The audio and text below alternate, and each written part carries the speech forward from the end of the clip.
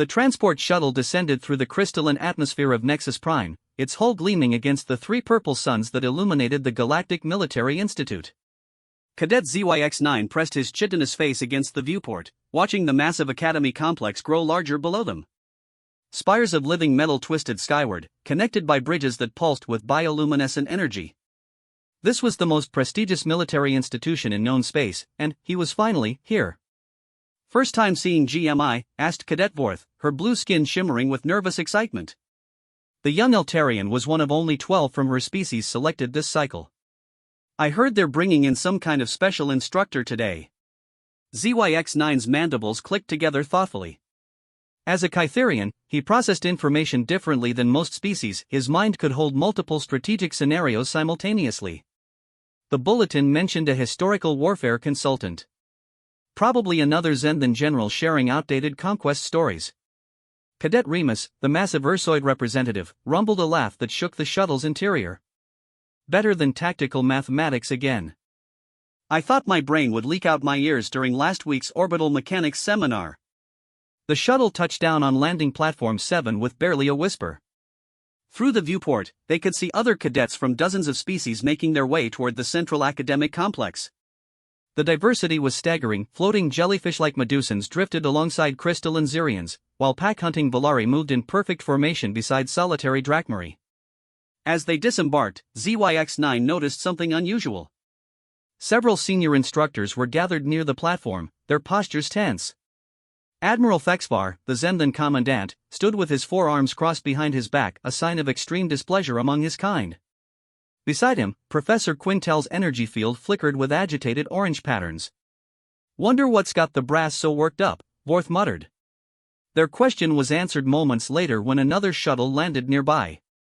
This one was different, smaller, more angular, with a design none of them recognized. The metal was a strange gray-blue color, and the engine signature was unlike anything in their xenobiology databases. The shuttle's door opened with a pneumatic hiss, and out stepped something that made every cadet freeze in place. It was bipedal, like several species in the galaxy, but there the similarities ended. The creature was small by galactic standards, barely reaching ZYX-9's shoulder, with pale skin and dark hair pulled back severely. It wore a simple black uniform with no decorative elements, just functional pockets and clean lines. But what struck the cadets most was its movement. Every step was precise, controlled, economical. This wasn't the flowing grace of the Eltarians or the deliberate power of the Ursoids. This was something else entirely. The creature's eyes swept across the gathered cadets with mechanical precision, taking in details and filing them away. When those eyes met ZYX-9's, he felt something he'd never experienced before, the absolute certainty that he was being evaluated by a predator. Admiral Fexvar approached the newcomer with obvious reluctance. "Colonel Chen, welcome to the Galactic Military Institute. I trust your journey was acceptable?" The creature, Chen, nodded once. "Admiral. Thank you for accommodating this arrangement. I understand there was some resistance to my appointment." Her voice was calm, neutral, but there was something underneath it. Something that made ZYX-9's chitin prickle with unease. The language she spoke was standard galactic, but with an accent none of them recognized. "The Galactic Council was quite insistent," Admiral Fexvar replied carefully. "Your reputation precedes you." Chen's mouth curved slightly at one corner, an expression that somehow looked more threatening than reassuring. "I'm sure it does. Shall we proceed to the briefing? I believe the cadets are eager to begin their education." As the group moved toward the academic complex, ZYX-9 fell into step beside Vorth and Remus. "Did anyone else notice the Admiral's reaction?" he whispered. "I've never seen him so careful around anyone." "And did you see how the other instructors backed away when she arrived?" Vorth added. Even Professor Quintel's energy field went completely neutral. "They're afraid of her." Remus's massive head turned to look back at the mysterious Colonel Chen. "But she's so small. What could she possibly do that scares beings who've conquered star systems?" They entered the main lecture hall, a vast amphitheater that could accommodate over 1,000 cadets from various atmospheric requirements. The room itself was a marvel of engineering. Environmental fields allowed beings with completely different biological needs to share the same space. Aquatic hygrians floated in mobile water spheres while methane-breathing titanians occupied pressurized pods. Colonel Chen stood at the center podium, her small figure dwarfed by the massive space around her. She waited until every cadet had taken their place, her eyes continuing that unsettling scan of the audience. When silence finally fell, she spoke. "I am Colonel Sarah Chen, formerly of the 3rd Marine Expeditionary Unit, Terra Defense Corps. For the next month, I will be teaching you about warfare as practiced by my species." She paused, letting that sink in. "Before we begin, how many of you know what a human is?" A few tentacles and appendages rose hesitantly. Chen nodded toward a medusoid near the front. "Cadet Fluxera?" The jellyfish-like being pulsed softly. "Humans are a primitive species from the Sol system. They achieved limited space travel but never progressed beyond their home system. They were classified as a Level 2 civilization before the restriction protocols were implemented." "And what were the restriction protocols?" Chen's voice remained perfectly level. Another cadet, this one a crystalline Xerian, spoke up. "The Galactic Council determined that human military methodology was incompatible with civilized warfare. They were prohibited from participating in galactic conflicts and restricted to their home system." "Interesting." Chen walked slowly around the podium, her boots making soft sounds on the metal floor. "And do any of you know why these protocols were deemed necessary?" Silence. "No? Well, that's why I'm here." She touched a control panel, and holographic displays materialized around the room. "What you're about to learn may disturb some of you. Human warfare is unique in the galaxy. We approach conflict differently than any other known species." The first hologram showed a star map with the Sol system highlighted in red. "My people never developed faster than light travel. We never built world-crushing weapons or reality-warping technologies. By every metric your textbooks use, we were technologically inferior to any species you'd encounter in space." She paused, her eyes finding ZYX9 in the crowd. "But technology isn't everything in warfare. Sometimes the most powerful weapon is the one your enemy never sees coming." The hologram shifted, showing a timeline of human conflicts. Names and dates that meant nothing to the alien cadets scrolled past: Thermopylae, Alamo, Stalingrad, Chosen Reservoir, Firebase Charlie. "Humans have one trait that makes us uniquely dangerous in combat," Chen continued. "We don't know when to quit. Every other species in the galaxy has a logical breaking point, a moment when retreat becomes the rational choice. When self-preservation overrides mission objectives." Her voice dropped slightly, carrying easily through the amphitheater. "Humans don't have that switch. We've been known to fight until every last soldier is dead rather than surrender. We've held positions that were mathematically impossible to defend. We've won battles against odds that supercomputers calculated as having zero probability of success." ZYX9 felt his breathing apparatus working harder. Around the amphitheater, other cadets were showing signs of unease. This wasn't the kind of tactical instruction they were used to. "But that's not what got us banned," Chen said, almost conversationally. "Every species has produced individuals willing to die for their cause. What makes humans different is how we fight when we're outgunned, outmanned, and out of options." The holographic display changed again, showing what appeared to be a battle scenario. Ships of unknown design faced off against clearly superior forces. "This is the Battle of Kepler's Edge," Chen explained. "The last military engagement involving human forces before the restriction protocols. A single human frigate, the UES Determination, encountered a hegemony fleet of 47 vessels. The logical response would have been immediate surrender." She touched another control, and the display began moving, showing the tactical situation in real time. Instead, Captain Maria Santos did something that horrified every species represented in the Galactic Council. She turned her ship into a weapon that had never been seen before in civilized warfare. The human ship on the display began moving in ways that defied conventional tactical wisdom, diving directly into the heart of the enemy formation. Santos realized that her ship's fusion reactor could be overloaded in a specific way. Not just to explode, any vessel can self-destruct, but to create a localized gravity well that would drag other ships into it before detonating. Chen's voice remained clinical, but there was something else there now. Pride? She used her ship as bait, convincing the enemy that she was attempting to flee. When enough of their vessels moved to intercept, The hologram showed the human ship suddenly stopping, then imploding in a cascade of gravitational distortion that consumed nearly a third of the enemy fleet. The amphitheater was completely silent. Even the usual background hum of life support systems seemed muted. Captain Santos and her crew of 43 souls took down 16 enemy vessels and critically damaged 5 others, Chen continued. But that wasn't what terrified the Galactic Council. What terrified them was that every human military academy immediately began studying the tactic.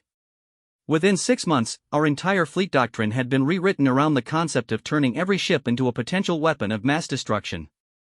Cadet Vortha's skin had shifted from blue to a pale green. She murdered her own crew to destroy the enemy? Shen's eyes found the young Eltarian. She led her crew in a tactical decision that maximized damage to the enemy while accepting certain death. Every single member of that crew volunteered for the mission after Santos explained what she intended to do. But that's...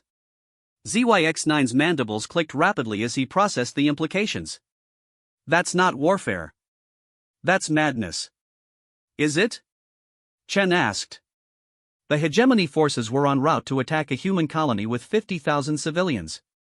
Captain Santos and her crew traded their lives to save those 50,000 people.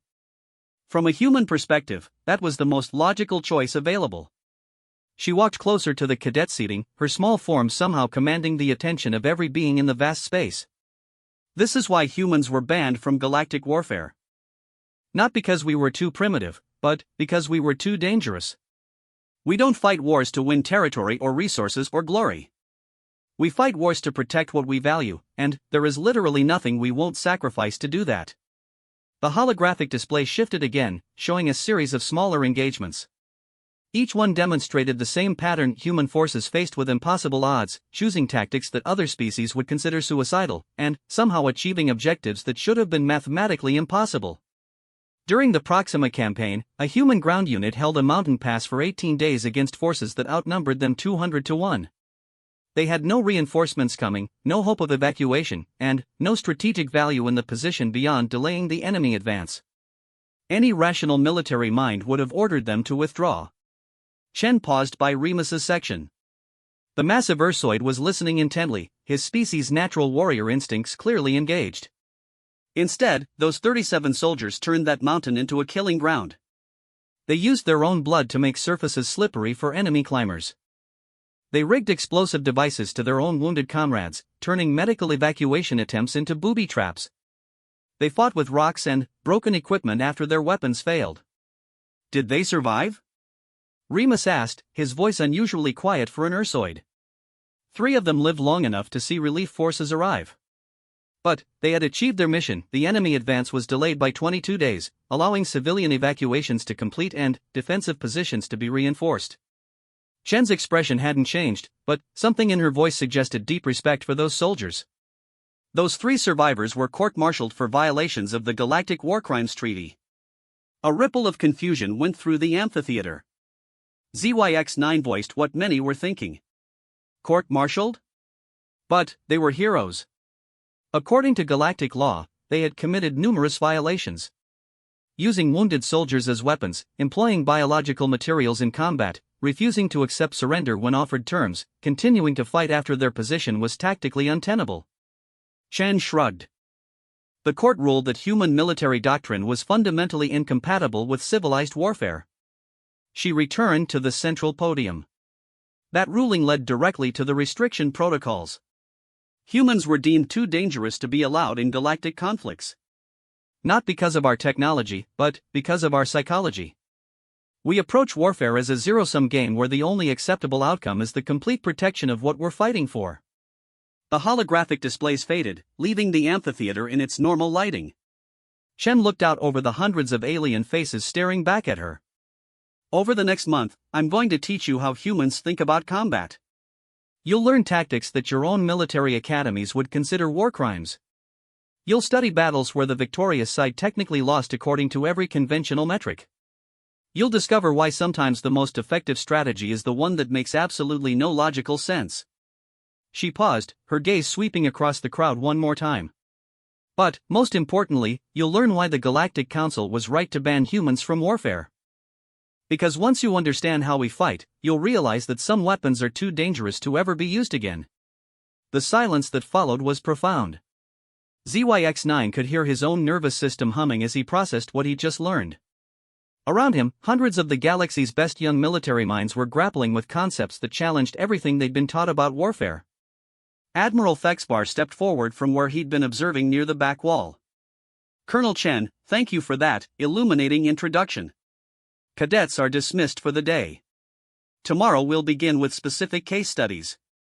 As the cadets began filing out of the amphitheater, conversations buzzed in dozens of languages and communication methods. ZYX9 walked with Vorth and Remus, none of them speaking until they were well clear of the academic complex. "I don't understand," Vorth finally said. "If humans are so dangerous, why is she here teaching us their methods?" Remus rumbled thoughtfully. "Maybe that's the point. Maybe the council wants us to understand what we're dealing with." ZYX9's compound eyes focused on the horizon where human shuttles still sat on the landing platform. Or maybe they want us to learn from them. Think about it, every conflict in the galaxy follows predictable patterns. Both sides deploy forces, engage in battles with clear objectives, and eventually one side achieves victory through superior technology or tactics. "Right," Vorth agreed. "Standard military doctrine. But what if we faced an enemy that didn't follow those rules? What if we encountered a force that was willing to turn their own ships into weapons? That would fight to the death rather than accept any compromise?" ZYX9's mandibles clicked rapidly. How would we respond to an enemy that thought like humans? The three cadets stopped walking, the implications hitting them simultaneously. "The war games," Remus said slowly. "They're not just teaching us human tactics for historical interest. They're preparing us to fight someone who fights like humans." Vorth's skin had gone completely pale. "But I thought humans were restricted to their home system. They can't be planning to lift the ban, can they?" ZYX9 looked back toward the academic complex where Colonel Chen was probably preparing her next lecture. "Maybe they don't have a choice. Maybe something is coming that's going to require weapons the galaxy swore it would never use again." As night fell over Nexus Prime, the three cadets made their way back to their dormitories, each lost in thought about what they'd learned. Behind them, lights began coming on throughout the GMI complex as thousands of students prepared for what might be the most important education any of them had ever received. In her temporary quarters, Colonel Sarah Chen sat at a desk reviewing files that carried classification levels beyond anything the cadets could imagine. Reports of ships going missing at the galaxy's edge. Entire star systems going dark without explanation. And, most disturbing of all, evidence that whatever was coming fought with a brutality and disregard for conventional warfare that made human tactics look restrained by comparison. She closed the files and looked out her window at the alien stars. Tomorrow she would begin teaching these young minds how to think like humans. How to fight like humans. How to win like humans, no matter the cost. Because if the intelligence reports were accurate, the galaxy was about to face an enemy that would make the restriction protocol seem like a pleasant memory. And the only hope of survival might be learning from the species everyone had agreed was too dangerous to exist. 2 weeks into Colonel Chen's instruction program, the atmosphere at the Galactic Military Institute had changed dramatically. What had begun as academic curiosity about human warfare had evolved into something darker and more intense.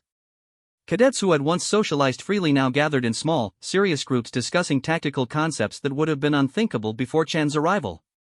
ZYX9 stood in the observation deck overlooking Training Complex 7, watching as his fellow cadets ran through their 15th iteration of the Proxima Pass scenario. Below, Cadet Remus led a mixed-species team through a simulation that had broken the will of countless other groups over the past week. The scenario was deceptively simple: hold a defensive position against overwhelming odds with no possibility of reinforcement or evacuation. Every conventional tactical doctrine called for immediate withdrawal.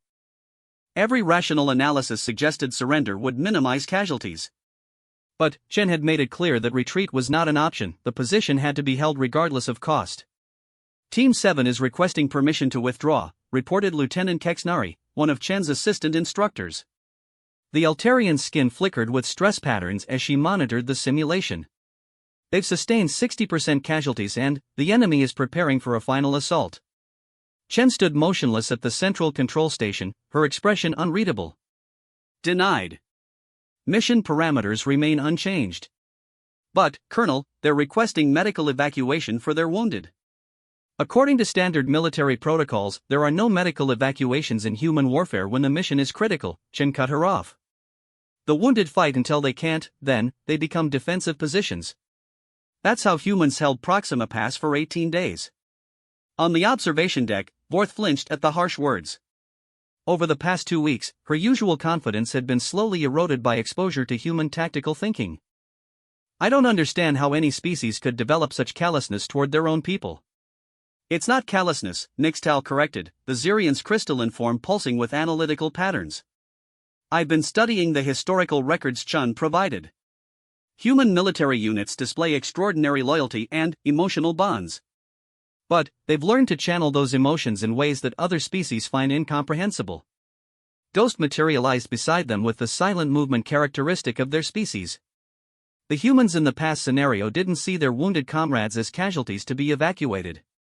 They saw them as additional resources to be utilized in defense of the position.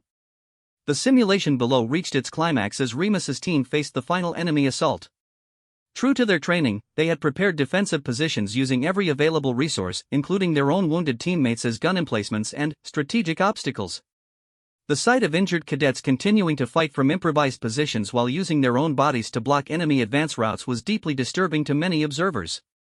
Yet it worked. Against impossible odds, Remus's team held their position until the scenario timer expired. They had achieved the mission objectives through pure determination and a willingness to sacrifice everything for success. As the holographic enemies faded and the simulation reset, Remus emerged from his pod with an expression that mixed triumph with profound unease. His massive Ursoid frame trembled slightly, not from exhaustion, but from the psychological strain of commanding troops in a manner completely contrary to his species' warrior traditions. Excellent work, Chen announced to the gathered cadets. Team 7 demonstrated proper human tactical priorities. Mission accomplishments superseded individual welfare, wounded personnel were utilized as defensive assets, and no resources were wasted on futile evacuation attempts. The praise felt hollow to most of the observers. Several cadets from species that valued individual preservation above collective goals looked physically ill. Cadet Fluxera raised a tentative appendage. Colonel Chen, I must ask, how did human military commanders maintain unit cohesion when employing such tactics? Surely soldiers would refuse orders that guaranteed their deaths? Chen's smile was sharp. That's an excellent question, and it leads us to today's lesson on human military psychology. She activated a new holographic display showing human soldiers in various combat situations. What you've been learning are the tactics humans use in desperate situations. But tactics are useless without the mindset that makes them possible. The display shifted to show brain scan data comparing different species' neurological responses to stress and threat. Human brains showed patterns that were unique among known sapient life forms. Humans possess several psychological traits that make our warfare style possible, Chen explained. First, we have an unusually strong capacity for forming emotional bonds with group members, what we call unit cohesion. Humans will literally die for comrades they've known for only weeks or days. She highlighted specific neural pathways in the brain scans. Second, humans have evolved what psychologists call catastrophic thinking, the ability to imagine worst-case scenarios in vivid detail. This makes us extremely good at planning for situations that other species would consider impossible. ZYX9 studied the data with growing unease. The human brain pattern showed activity levels in regions associated with threat assessment that were far beyond normal ranges for any other known species.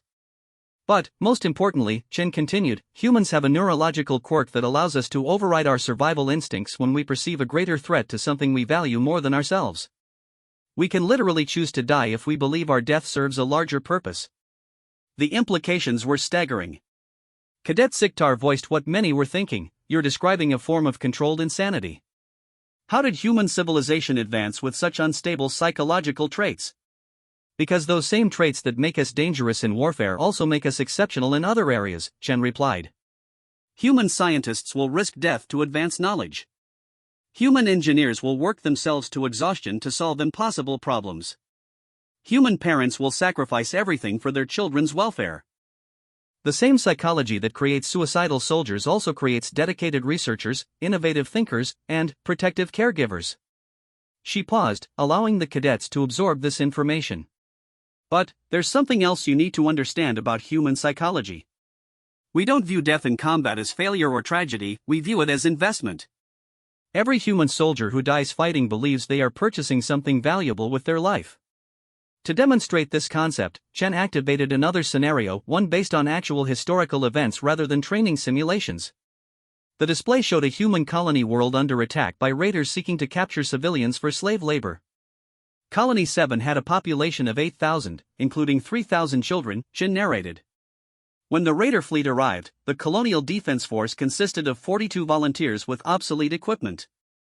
Standard evacuation protocols would have called for immediate surrender to minimize casualties. The tactical situation was hopeless. The raiders had superior numbers, better weapons, and spacecraft capable of orbital bombardment. Any rational analysis suggested that resistance would only increase casualties without changing the eventual outcome. But, the colonists had received intelligence that captured civilians were being used as forced labor in mining operations where life expectancy was measured in months, Chen continued. From the human perspective, surrender meant condemning their families to slow death. Fighting to the death, even if it failed, meant at least their loved ones would die quickly. The historical recreation showed the Colonial Defense Force implementing tactics that shocked the alien cadets. Parents saying goodbye to children before moving to defensive positions. Elderly colonists volunteering for suicide missions against enemy ships. Children as young as 10 years old being trained to operate explosive devices if the final defensive lines were breached. The 42 defenders held out for 6 hours against a force of over 300 raiders, Chen reported. They killed 137 enemies and damaged 4 ships before being overwhelmed. But, their resistance had an unexpected effect. The display showed the aftermath of the battle. The raider force, having suffered massive casualties against what should have been helpless victims, decided the colony wasn't worth the cost and withdrew without capturing any civilians. The defenders saved 8,000 lives by being willing to sacrifice 42, Chen concluded. From a human perspective, that was an excellent exchange rate. From most other species' perspectives, it was a tragedy that could have been avoided through negotiation or surrender. The training complex fell silent as cadets grappled with the implications. These weren't abstract tactical exercises, these were real events where real beings had made choices that defied every instinct for self-preservation. Cadet Lumien's energy form flickered through confused patterns as she processed the information. But, Colonel, surely there were alternatives. Negotiation, partial compliance, delayed resistance. There were many alternatives, Chen agreed. But, humans have learned through bitter experience that some enemies cannot be negotiated with, some compromises are worse than death, and some fights must be fought regardless of odds. That knowledge shapes how we approach every conflict. She gestured toward the gathered cadets. Your species have been fortunate. For centuries, galactic conflicts have been fought between civilized beings who shared certain basic assumptions that life has value, that surrender is preferable to mutual destruction, that rational beings can find mutually acceptable solutions to most problems.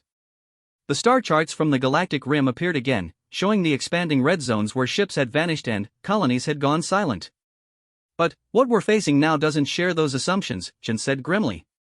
Intelligence reports suggest this enemy doesn't take prisoners, doesn't accept surrender, and doesn't appear to value its own casualties.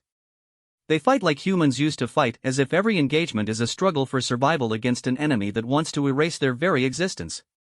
The weight of realization settled over the cadets like a physical force. They weren't just learning historical tactics, they were being prepared to fight an enemy that might require the same level of desperate brutality humans had once employed. That's why you're here, Chen continued.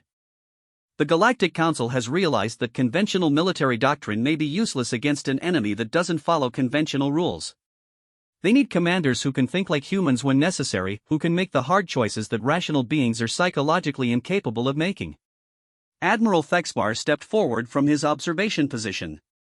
Throughout Chen's instruction period, he had grown visibly more uncomfortable with the direction of the training. Colonel Chen, while I appreciate the historical value of these lessons, I must express concern about the psychological impact on our cadets. Several species are reporting stress reactions that approach clinical levels. Chen's expression didn't change. Admiral, with respect, stress reactions are preferable to extinction. These cadets need to understand that warfare isn't always about minimizing casualties and achieving clean victories. Sometimes it's about maximizing damage to the enemy while accepting that you won't survive to see the results. But, surely there are limits, the Admiral protested. Even in desperate circumstances, certain moral boundaries must be maintained. Must they? Chen challenged. Tell that to the civilians on Colony 7. Tell that to the researchers at Mining Station Alpha 7. Tell that to the soldiers who held Proxima Pass for 18 days. Her voice carried the weight of personal conviction. Sometimes the only moral choice is the one that ensures your enemy can never hurt anyone else again. The philosophical divide was clear. The galactic military tradition emphasized honor, restraint, and proportional response. Human military tradition emphasized effectiveness, determination, and absolute commitment to mission accomplishment regardless of personal cost. ZYX9 found himself caught between these worldviews, his analytical mind struggling to reconcile concepts that seemed mutually exclusive. Colonel, he said carefully, how do you distinguish between necessary brutality and simple savagery? What prevents human tactics from becoming mere barbarism? Chen's expression softened slightly, the first time most cadets had seen her show what might be interpreted as emotion. That's the most important question you could ask, and it's one every human soldier must answer for themselves. The difference lies in purpose. Human tactical brutality is always directed toward protecting something precious: family, freedom, the survival of our species. It's never employed for conquest, revenge, or personal glory. She activated a final display showing human soldiers in various conflicts throughout their history. In every image, the common thread was the same beings who had clearly made the choice to sacrifice themselves for something they valued more than their own lives. When humans employ extreme tactics, we do so with the understanding that we're damaging our own souls in service of preserving something more important than ourselves, Chen explained. Every human soldier who fights with desperate brutality knows they're becoming something monstrous, but they accept that transformation if it means their loved ones will survive. The moral complexity of this philosophy was staggering. These alien cadets had been raised in cultures that valued balance, honor, and rational decision-making. Now they were being asked to consider situations where the most moral choice might also be the most horrific. Tomorrow we begin advanced scenarios, Chen announced. You'll face situations where every choice results in casualties, where victory requires sacrificing your own forces, and where the only way to protect innocence is to become everything your moral training tells you to avoid. She paused, her gaze sweeping over the hundreds of young faces staring back at her. Some of you won't be able to complete this training. That's not a moral failure, it's simply recognition that not every species can learn to think like humans. But, for those who can master these lessons, you'll possess knowledge that might be the only thing standing between galactic civilization and complete extinction. As the cadets filed out of the training complex, conversations were quieter and more intense than ever before. The easy camaraderie of the Academy's early days had been replaced by something deeper and more complex, the understanding that they were being forged into weapons that their own cultures might not recognize. Vorth walked beside ZYX9 in thoughtful silence until they reached the commons area. I keep thinking about the colonists on 7, she said finally. Watching their children train with explosives, knowing they would probably die. How does any parent make that choice? Because the alternative is watching those same children die slowly in alien mining camps, Remus rumbled. When both choices lead to death, humans choose the path that inflicts maximum damage on their enemies. Ghost's whispered voice carried clearly in the quiet space. My species would have hidden. We would have concealed ourselves until the danger passed, even if some of us were captured. Survival through avoidance is our strength. And that's why humans were banned from galactic warfare, Nixtal observed. Every other species has survival mechanisms based on rational cost-benefit analysis. Humans have survival mechanisms based on ensuring their enemies suffer maximum consequences for threatening what humans value. The philosophical implications kept them debating late into the night. These young military minds were grappling with concepts that challenged everything they had been taught about rational behavior and acceptable combat doctrine. In her quarters, Colonel Chen reviewed psychological evaluations of the cadets, noting which species were adapting to human tactical concepts and which were experiencing severe stress reactions. The reports painted a concerning picture. While many cadets were intellectually grasping the concepts, few were developing the emotional capacity to implement them under pressure. She pulled up the latest intelligence reports from the Galactic Rim. The mysterious enemy forces were moving closer, their advance marked by the complete destruction of everything in their path. Whatever these beings were, they showed no interest in conquest, negotiation, or preservation of valuable resources. They simply destroyed and moved on. The galaxy needed commanders who could match that level of destructive determination, but creating such leaders from species that had evolved along different paths was proving more difficult than anticipated. Human tactical thinking wasn't just about specific techniques, it was about a fundamental mindset that most alien psychology couldn't naturally achieve. Time was running out. Intelligence suggested the enemy would reach inhabited systems within months, and the galaxy's conventional military forces were proving inadequate against an opponent that fought without regard for their own casualties. Chen closed the reports and looked out at the alien stars. Tomorrow she would begin the final phase of training, scenarios that would push these young minds beyond every moral boundary their species had evolved. Whether they could learn to think like humans quickly enough to save their civilization remained to be seen.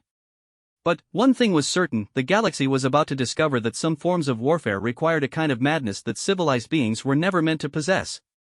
And the price of learning that lesson might be the very civilization they were trying to protect. The emergency klaxons wailing throughout the Galactic Military Institute were not part of any training exercise. ZYX-9 woke from restless sleep to find his dormitory's communication system broadcasting priority alerts in dozens of languages. As his universal translator processed the urgent messages, a chill ran through his exoskeleton. Contact had been lost with the tertiary fleet at Kepler's Edge, the same system where humans had fought their final battle before the restriction protocols. 27 ships had simply vanished from long-range sensors, their last transmission consisting of fragmented warnings about impossible vessels and total system sterilization. Within minutes, every cadet in the academy was reporting to emergency stations. The theoretical had become terrifyingly real. The enemy Chen had been preparing them for was no longer a distant threat, it had arrived at the galaxy's doorstep. Training Complex 7 had been converted into a tactical operations center, its holographic display showing real-time intelligence from the galactic rim. The sight that greeted the assembled cadets was unlike anything in recorded military history. Where the Kepler system had once existed, long-range sensors detected only empty space and the expanding radiation signature of stellar disruption. They didn't just destroy the fleet, Admiral Fexvar reported grimly, his forearms working multiple control interfaces simultaneously. They destroyed the entire star system. Somehow triggered the primary star to go supernova, sterilizing 8 planets and eliminating every trace of galactic presence. Colonel Chen stood at the center of the tactical display, her expression more serious than any cadet had seen before. The theoretical lessons of the past month had suddenly become desperately practical. How long until the enemy reaches the next inhabited system? Approximately 72 hours at their current rate of advance, reported Lieutenant Kexnari. The Altair colony has a population of 4 million civilians. The weight of those numbers settled over the operations center like a physical force. 4 million lives hung in the balance, and conventional military doctrine had already proven useless against an enemy that could destroy entire star systems. What forces do we have available for defense? Chen asked. Admiral Fexvar's mandibles clicked with frustration. The Second Fleet is mobilizing, but they won't reach Altair in time. The Fourth Fleet is 3 days out at best. We have 1 patrol squadron already in system, 12 ships against an enemy force of unknown size and capabilities. The tactical situation was hopeless by any conventional analysis.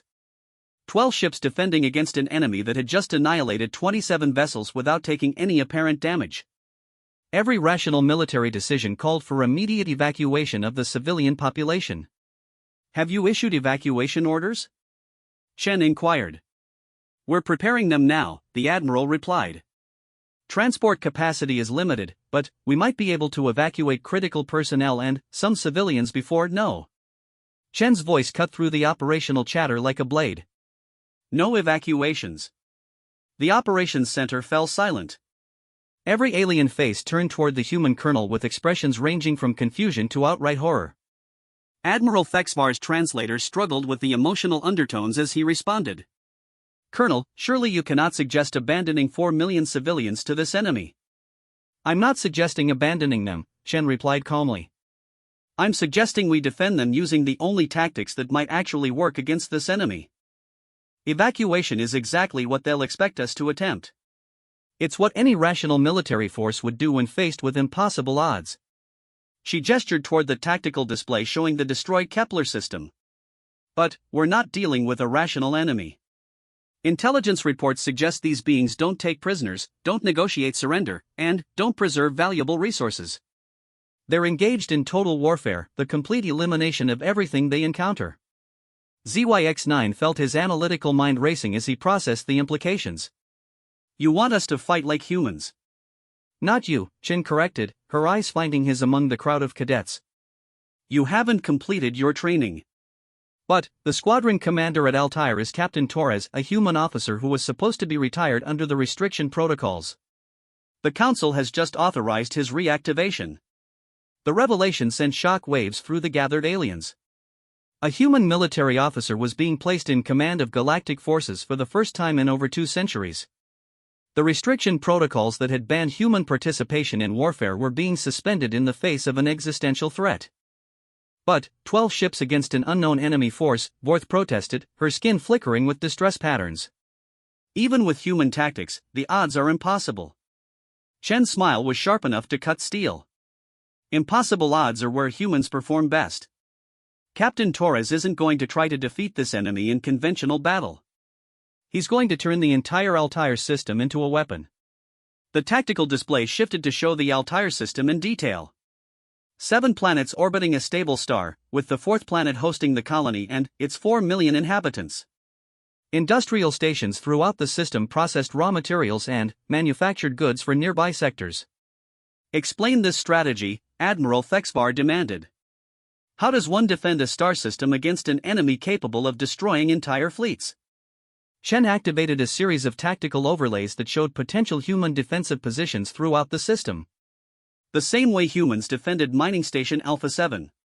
You don't try to preserve the infrastructure, you turn it into a trap that maximizes damage to the enemy.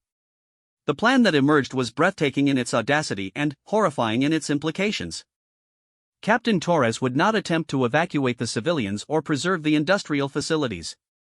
Instead, he would use every resource in the system, including the 4 million colonists themselves, to create a defensive network that would exact maximum casualties from the attacking force.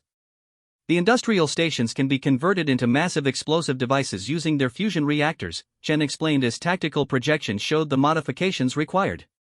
The mining operations on Altair 7 can destabilize the planet's core to create a gravitational weapon. The civilian population can be organized into resistance cells that will continue fighting even after organized military resistance collapses. The alien commanders listened with growing horror as Chen detailed tactics that violated every principle of civilized warfare.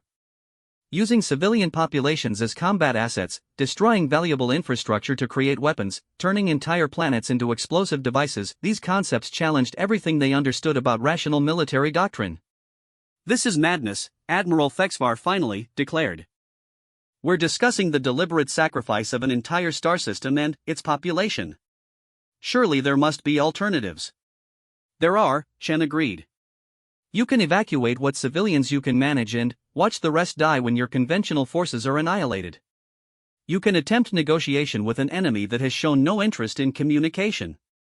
You can deploy your remaining fleets in traditional defensive formations and watch them be systematically destroyed just like the tertiary fleet. She paused, letting the alternatives sink in. Or you can accept that sometimes the only way to protect what you value is to destroy it yourself rather than let your enemies take it intact. The philosophical divide that had simmered throughout Chen's training program now erupted into open conflict. Everything these alien military officers had been taught told them that Chen's strategy was not just wrong but fundamentally evil. Yet the evidence from Kepler's Edge suggested that conventional tactics were useless against this enemy. Cadet Nixtal's crystalline form pulsed with rapid calculations. Colonel Chen, even if these tactics succeed in damaging the enemy, the cost in civilian lives would be staggering. How do you justify such sacrifice? Because the alternative is worse, Chen replied without hesitation. If we evacuate Altair and allow the enemy to advance unopposed, they'll destroy the next system, and the next, and the next. Every system that falls without inflicting massive casualties on the enemy makes their eventual victory more certain. She activated historical data showing human conflicts throughout their species' development. Humans learned early in our history that sometimes you have to sacrifice everything to prevent your enemy from achieving their objectives. We call it scorched earth tactics. If you can't hold territory, you destroy it so thoroughly that your enemy gains nothing from their victory. The concept was alien to most galactic military thinking. Wars were fought for conquest, territory, resources, or political advantage. The idea of deliberately destroying everything valuable to prevent enemy use was psychologically incomprehensible to species that had evolved to value preservation and rational cost-benefit analysis. Yet as the tactical projections continued, even the most reluctant observers had to admit that Chen's strategy might be the only one with any chance of success. The enemy had demonstrated that conventional military forces were useless against them. Only by employing tactics that no sane opponent would expect might the galaxy's defenders achieve anything more than delaying the inevitable. There's another factor to consider, Chen added, her expression becoming even more serious. Intelligence suggests this enemy is conducting a systematic extermination campaign. They're not trying to conquer territory or capture resources, they're trying to eliminate every trace of galactic civilization. New data appeared on the tactical display, showing the complete sterilization of systems beyond Kepler's edge. Not just military targets, but civilian colonies, research stations, even unmanned monitoring posts had been utterly destroyed. This isn't warfare as any of you understand it, Chen continued. This is an extinction event. The enemy's goal appears to be the complete elimination of all galactic species. In that context, conventional military ethics become irrelevant. When your enemy wants to erase your very existence, any tactic that preserves some chance of survival becomes morally justifiable. The implications were staggering. If Chen was correct, the galaxy faced not just military defeat but complete annihilation. Every moral consideration that had shaped galactic civilization for millennia became secondary to the simple imperative of survival. Admiral Fexbar stood in contemplative silence for long minutes, his forearms cycling through gesture patterns that indicated deep internal conflict. Finally, he spoke. Colonel Chen, you're asking us to abandon everything we believe about civilized warfare. To become the very monsters we've spent centuries learning to avoid becoming. No, Chen corrected firmly. I'm asking you to temporarily become monsters in order to preserve civilization's ability to return to being civilized.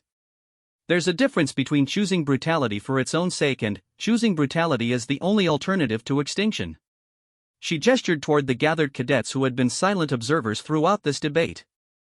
These young minds have spent the past month learning to think like humans in desperate situations. Now we'll discover if that education was sufficient to prepare them for what's coming.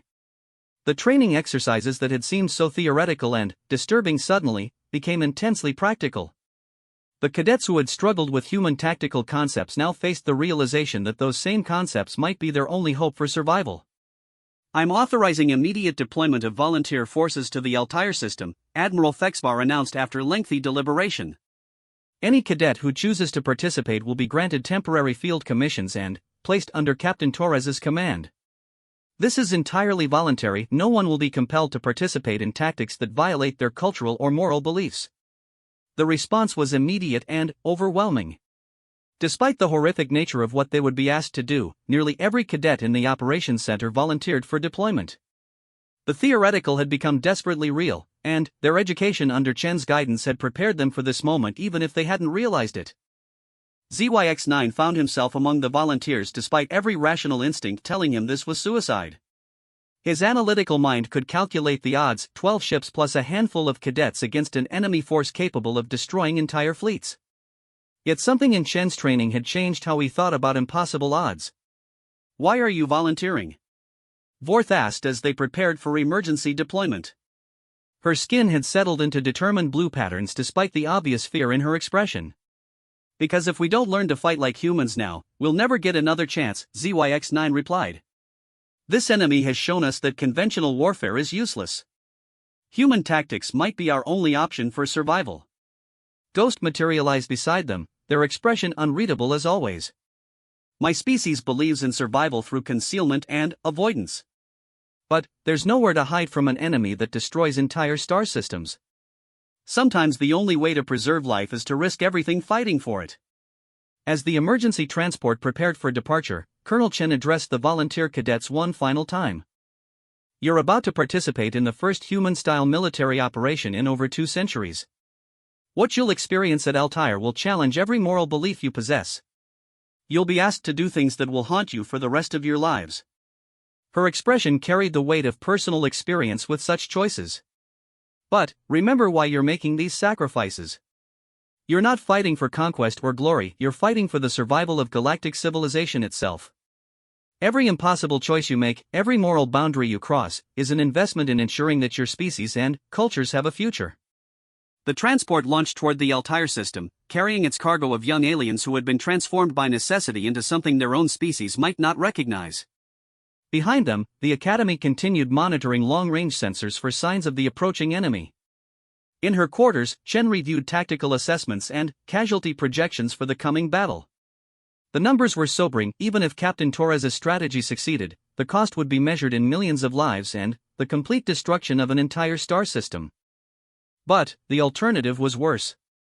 If the galaxy's defenders couldn't learn to fight with human-style desperation and brutality, then every system would fall until there was nothing left to defend. The next 72 hours would determine whether the lessons of human warfare could be successfully transmitted to alien minds, or whether the galaxy would fall to an enemy that understood destruction better than any civilized being could comprehend. Either way, the age of civilized warfare was ending. What emerged from the ashes would depend on whether the galaxy's defenders could learn to become temporary monsters in service of preserving their humanity. The transport carrying volunteer cadets from the Galactic Military Institute arrived at the Altair system 68 hours before the estimated enemy contact. What they found was a star system in the midst of transformation from a peaceful colonial outpost into something that would have been unrecognizable to any civilized military observer just weeks earlier. Captain Diego Torres stood at the command center of the orbital defense platform above Altair 4, his weathered human features carrying the weight of decisions that would have broken most minds. Around him, a mixed crew of humans who had been pulled from retirement and alien officers trained in conventional warfare worked to implement a defensive strategy that violated every principle of civilized conflict. ZYX-9 materialized from the transport's docking bay and immediately felt his sensory apparatus overwhelmed by the intensity of activity around him. Industrial stations throughout the system had been converted into massive weapons, their fusion reactors rigged for controlled overload. Mining operations on 3 different planets had been restructured to destabilize planetary cores. Even the civilian population centers had been transformed into fortified positions designed to continue fighting long after organized military resistance collapsed. "Welcome to the Altair defense grid," Captain Torres said as the arriving cadets assembled in the command center. His voice carried the same controlled calm that Chen had displayed, but underneath it was something darker, the absolute certainty of someone who had accepted that survival required becoming something monstrous. The tactical displays around the command center showed the system's new configuration in stark detail. Every asteroid had been mined with explosives. Every space station had been rigged as a potential kinetic weapon. Every planet had been prepared for scorched Earth destruction rather than allow enemy capture. "Sir," Vorth ventured carefully, her skin flickering with stress patterns, "the civilian population, surely they haven't been told about the nature of these defensive preparations?" Torres's expression didn't change. "Every civilian in this system volunteered for combat duty after being fully briefed on our tactical situation. 4 million people have been organized into resistance cells, equipped with improvised weapons, and trained in guerrilla warfare tactics. They understand that conventional evacuation is impossible and that their survival depends on making this system so costly to capture that our enemies will think twice before attacking the next target." The implications were staggering. An entire colonial population had been transformed into a military force willing to fight to the death using tactics that most